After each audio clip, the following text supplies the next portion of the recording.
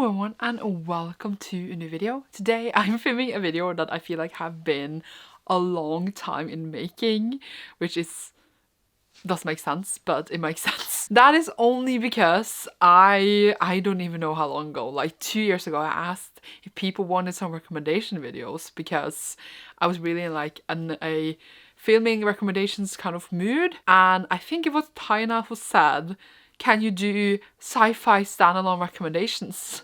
And I was like, yeah, I'm on it. Here we are, like, I don't know, 2 years later or something. And I didn't forget.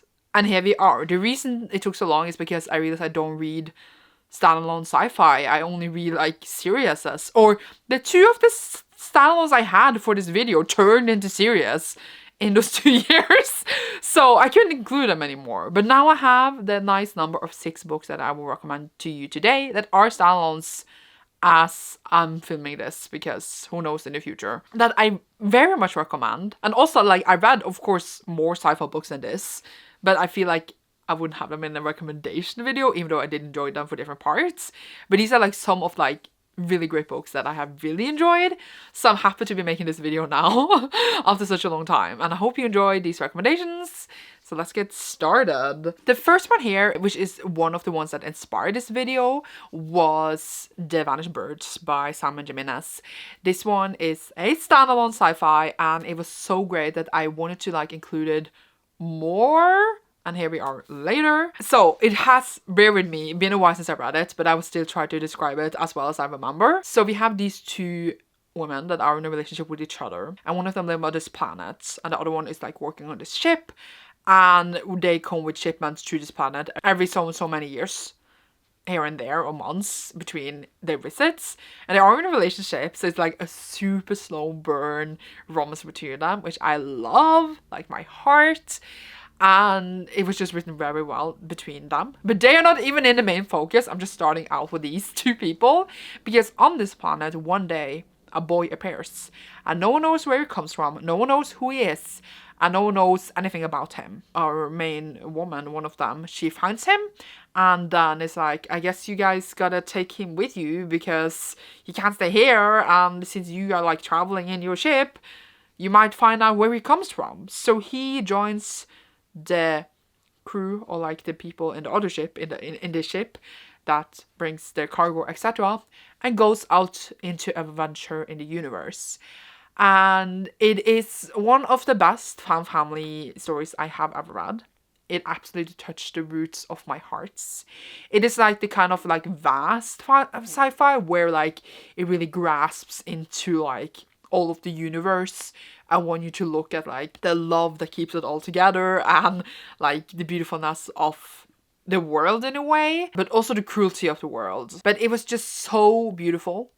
Just the relationships, how much love there were in these people, and just I as I said, the vast majority of it. There's more than just love in the story as well. There's some plot twists, there's conflict in it, because obviously this boy came from somewhere, and we don't know where, and it has meaning for the story, but obviously I don't want to tell you because I didn't know at all when I was reading it. And when it all came together, my heart was breaking and opening at the same time, because it brought so many more new things to the story. It was overall just one of the most beautiful books I read. I absolutely loved it, and I really want to reread it now because it's been a few years now since I read it. I don't know, years is maybe, sounds a lot. I think at least like 2 years. And I remember I was like blown away by it and like felt so touched and so happy thinking about it.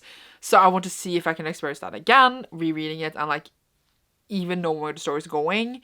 I want to like even grip the story harder, if that's a word. It's very queer, love that, and it just, again, is so much in the vast universe.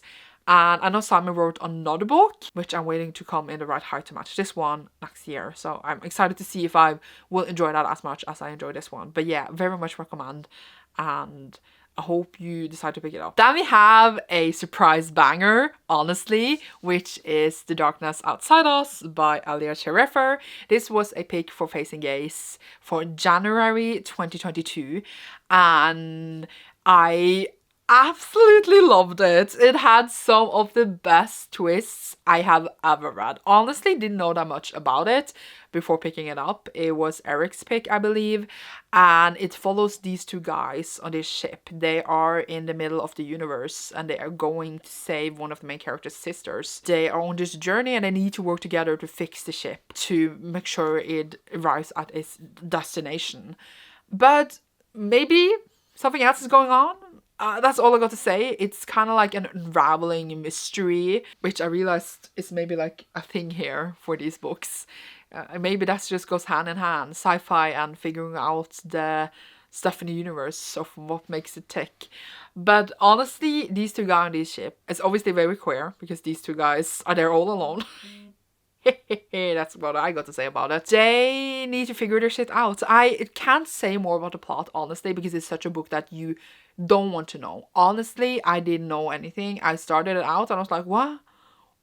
And then it just blew my mind. It was so great. I absolutely loved it. Again, I know that Elliot came out with a new book and I need to read that as well to see if it has the level of what this gave. Honestly, like, it's such a good time. I think that probably in sci-fi there are like, I wasn't gonna say like similar plot twists, but definitely like the plot of this has definitely been seen before. It's not like it's anything like that's never been done before, but just the way it was done, it was so fun and it was honestly hilarious to me, and just the way it all came together, it was such a great time. All of the club loved it and we had a great discussion on it, and honestly just have so many good memories. I want to reread to see if it can still blow off my pants, but yeah, I don't know what more to say. I feel like I'm very vague because it's such a book that you don't want to know, honestly, and just go on this ride. It's very approachable. It is a YA, so it's like I think a perfect book as well if you just want to get into sci-fi but don't want like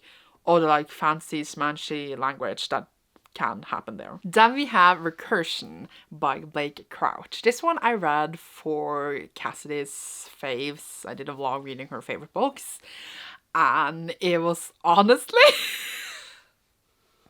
blew my mind, honestly. So we have these different characters in the story that gets memories of another life they lived, and I don't understand why or how.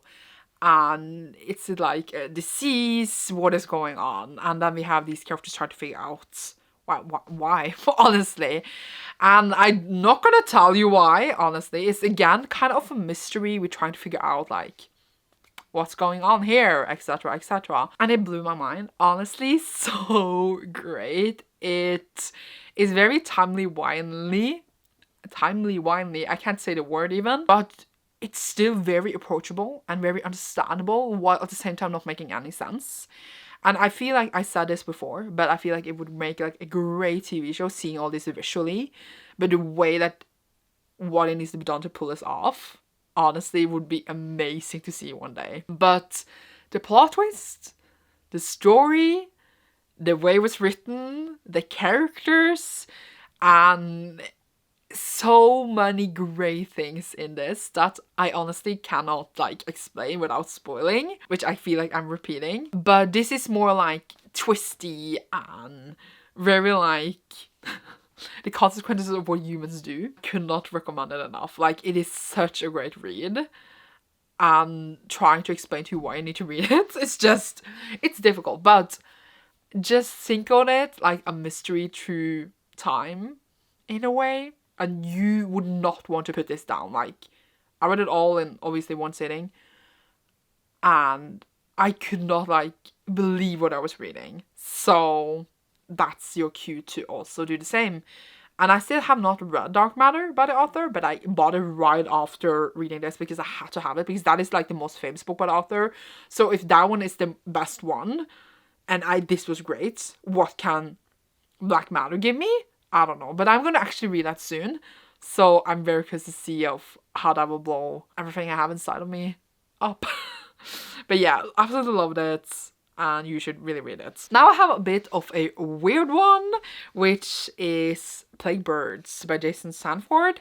This one I read for, I don't remember if it was Hugo or Nebula. I think it was Nebula. I was nominated for Nebula last year, and I read all the finalists for that. So I picked it up, and it was very interesting, very weird, but would very much recommend. In this one, we are set in the world in the future where everything has just kind of gone to shit.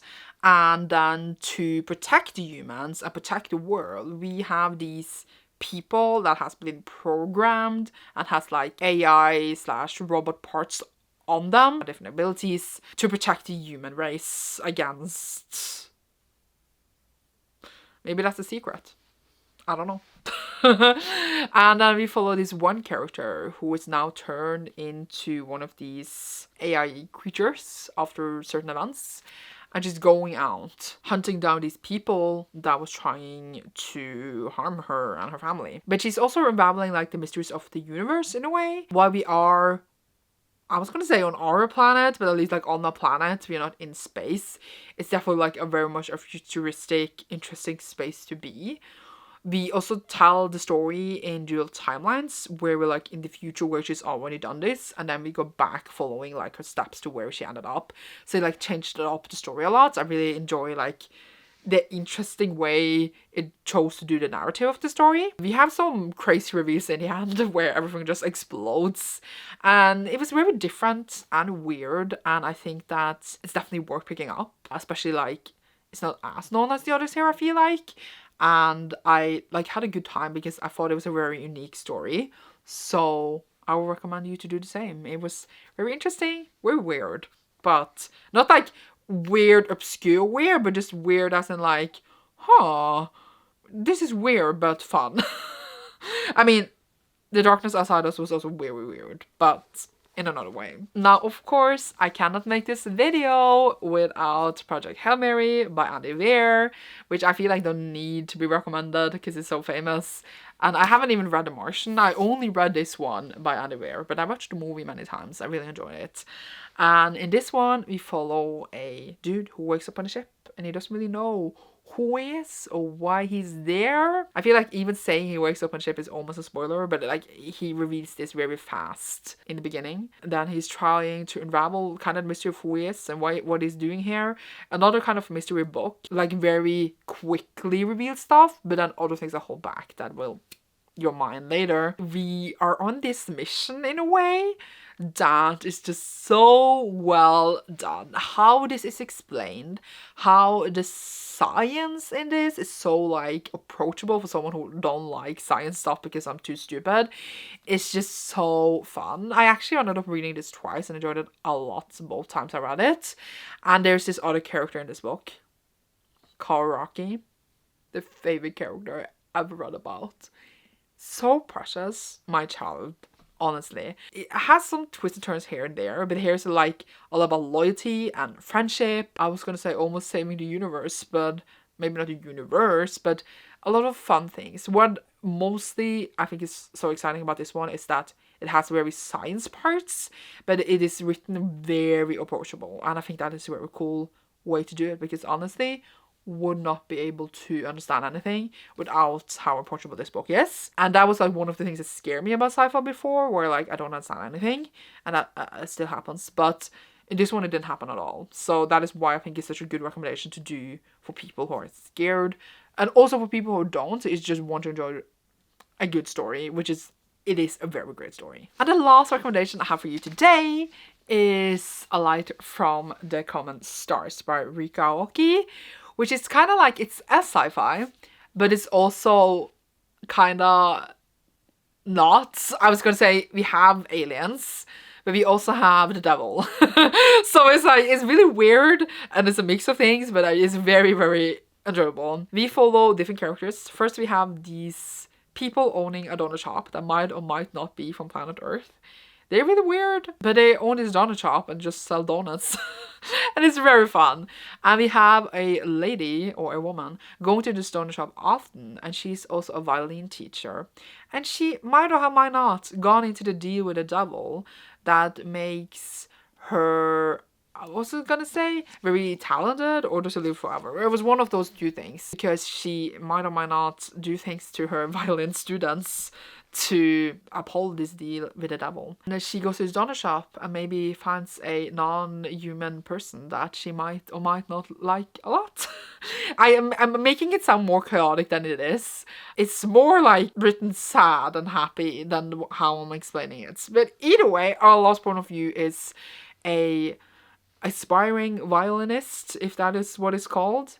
She's also trans and has experienced a lot of transphobia. She's coming from an unsafe home, and then this violin teacher takes her in, but that maybe not be a good thing because of whole this deal with the devil thing, you know? And these paths connects. It's about the love in the vast universe, and it is about maybe tricking the devil and also aliens. So it has a very weird mix of bag of things, but I think it was done really, really well, and I think it was a really fun book overall. Do trigger warnings for a lot of transphobia on page happening, made me very uncomfortable, which is what you're supposed to feel, obviously. You're not supposed to feel happy it's happening. But if you don't want to read about that so directly, then you know to not maybe pick this book up.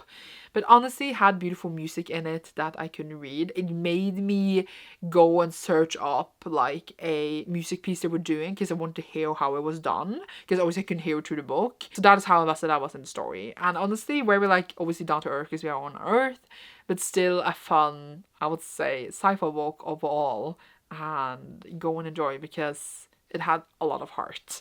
And that is what I notice a lot in sci-fi, is that it's focused a lot of like the heart and emotions that people have for each other, like love will conquer all. Obviously that is a lot like that in fantasy, etc. as well, but just I feel like it's a different vibe in sci-fi. I don't know why. And that is the 6 recommendations I have for you. I have many other good sci-fi I could recommend, but no standalones. But these are standalones that I know of for now that I would very much recommend. And you should see me soon in a new video. Thank you so much for watching this. I hope you have enjoyed. You can leave a little rocket ship down below if you enjoyed this. And you should see me soon in a new one. Goodbye!